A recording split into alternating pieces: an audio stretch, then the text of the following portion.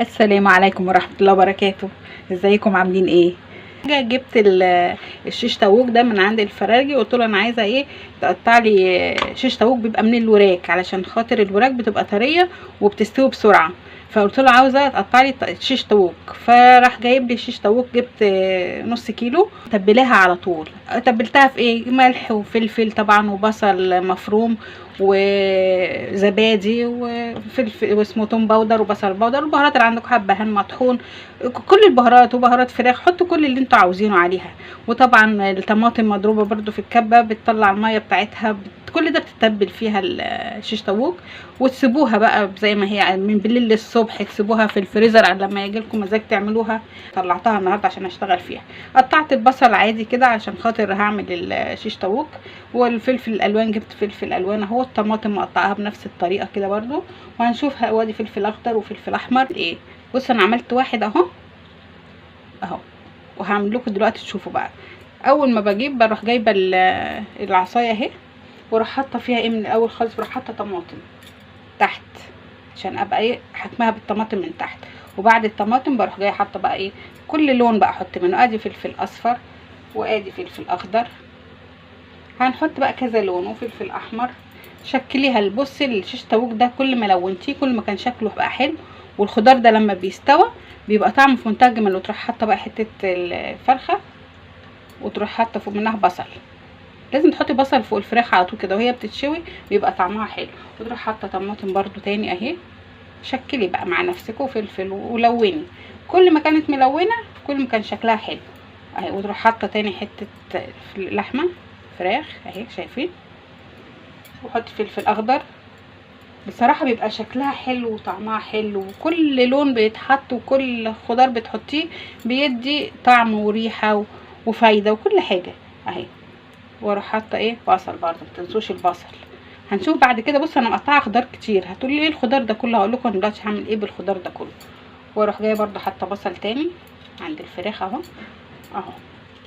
وكفايه. خلصت على كده اروح جايه بقى قافلاها بايه بطماطمايه من فوق كده، عشان يبقى في الاخر ايه الاحمر زي بعض.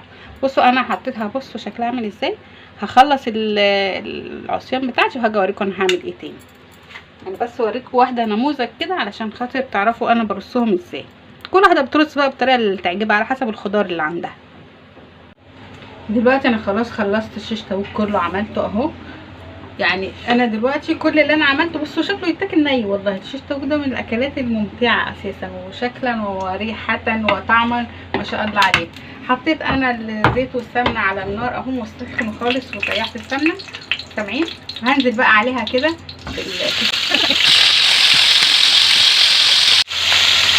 بصوا هو كده خلاص شكلا يعتبر استوى. بصوا شكله عامل ازاي، ما شاء الله عليه. شكلا يعتبر استوى. هنشوف بقى في المرحله دي هنعمل ايه. بقيه الخضار اللي انا كنت بعمل بيه، قلت لكم انا مقطعه خضار كتير عشان خاطر هوريكم هعمل بيه ايه في الاخر. حطيت عليه شويه ملح وفلفل اسود وخلاص على كده، واروح حطاهم على ايه على وش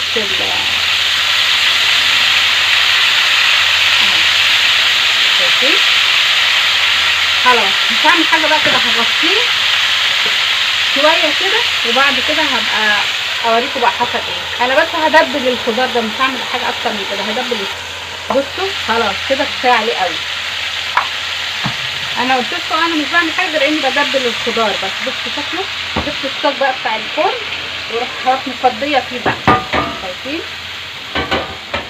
بالراحه عشان خاطر الايه الشيش طاووق ما يطلعش من العصيان بتاعها.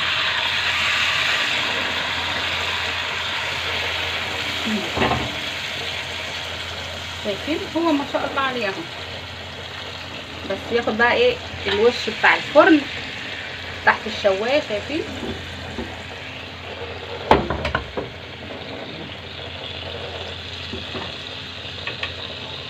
شايفين الجمال؟ هو مش محتاج غير ان هو بس ياخد ايه نشفان الفرن بس وريحه الفرن. بصوا هو ما شاء الله عليه يعني. هتشوفوه على ما يدخل الفرن بقى. بصوا ده برده هيبقى فوق الوش عشان هو ده اللي هياخد اللون كانه خضار مشوي، او هو يعتبر بعد كده خضار مشوي. وندوقوا بقى طعمه جميل. انا كده كده متبلاه ومبهراه، وهحطاه بقى ايه في الفرن تحت الشوايه، وهنشوف بقى هيحصل ايه بعد كده. شكل وطعم وريحه وترميله بالهنا والشفا عليكم. شفتوا خلاص، هو مفيش اسهل من كده اهو. دخل تحت الشوايه وبصوا طلع بقى شكله عامل ازاي، ما شاء الله عليه. دلوقتي بقى هرصه في الطبق، والسلطه الطحين اللي انا عملتها هحطها جنبه، والمكرونه الحمراء. ويا رب يكون الفيديو عجبكم، حطيتوا لايك، واشوفكم في فيديو جديد، والسلام عليكم ورحمه الله وبركاته.